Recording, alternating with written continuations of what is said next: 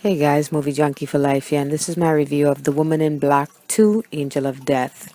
40 years after the first haunting at Eel Marsh House, a group of children evacuated from WWII London arrive, awakening the house's darkest inhabitant. I think it was about 3 or 4 years ago, maybe further back, that the first Woman in Black movie was released, starring Daniel Radcliffe. I did go cinema to see that one, and it was very good. It wasn't great, but it was very good. It was the first movie released under the Hammer Studios banner. And for those who don't know, Hammer Studios was one of the earliest horror production houses, studios in Hollywood. They were the ones responsible for all those Brides of Dracula, Count Dracula, House of Wax, all those types of movies, usually starring Christopher Lee or the other guy, not Bela Lugosi. I'm running a blank right now on his name. Oh, Lon Chaney and Lon Chaney Jr. Yeah, those are the type of movie. Hammer made those over the top horror movies. Usually the blood would look really orange, and then the woman would have these voluptuous bosoms, and they were good. Some of them were good. It did get very campy coming down to the end, and they had closed their doors. All these years later, now Hammer Studios are back open and doing what they do best. And now we have a follow up to the first Woman in Black, which, like I said, was very good. It had some genuinely scary moments. And now we have Woman in Black 2. So the trailer had looked really good, and I was excited to see this movie. And once again, the trailer lied. Honestly, this movie is as scary as a kid going boo. To be quite honest, I know there are probably gonna be a lot of horror babies out there, and by babies I mean people who the slightest thing scare them. They'll probably be like, "Oh my gosh, this movie was so scary." No, it's not.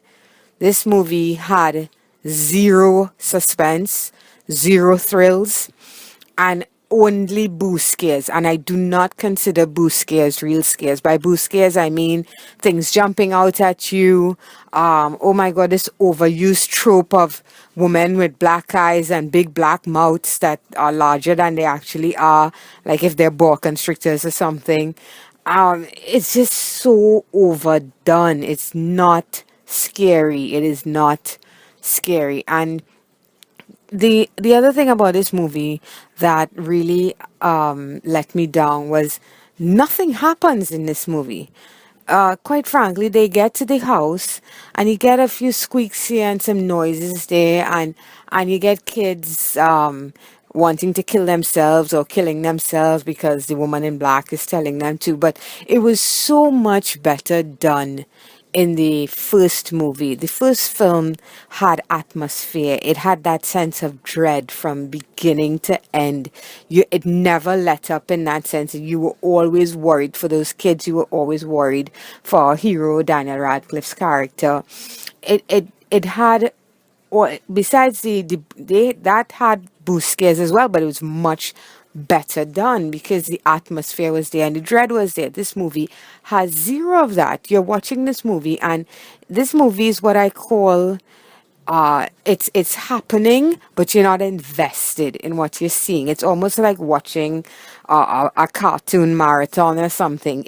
Your brain is just not interested in anything that's going on. And sad to say, even the actors were uninteresting. The hero this time is a heroine, and she was dull, she was boring. This movie only had one redeeming quality, and that was the visuals. The visuals were well done. By visuals, I don't mean the really cheap looking CGI ghost. I mean the actual surroundings. It did look like a World War II era type place. The house had a desolate feel to it, and a desolate look, I should say, to it. The costumes, that the clothes, everything in that sense was really well done. And, props to the cinematographer who had a really good eye for the surroundings that they were using. And obviously, they didn't have the kind of budget that the original Woman in Black had. I mean, most of the movie takes place in this one house. But I don't see that as an excuse because you know what? History is filled with low budget horror movies that went on to become phenomenons. So I give Woman in Black 2 a 2 out of 10. Okay, guys, till next time. Bye.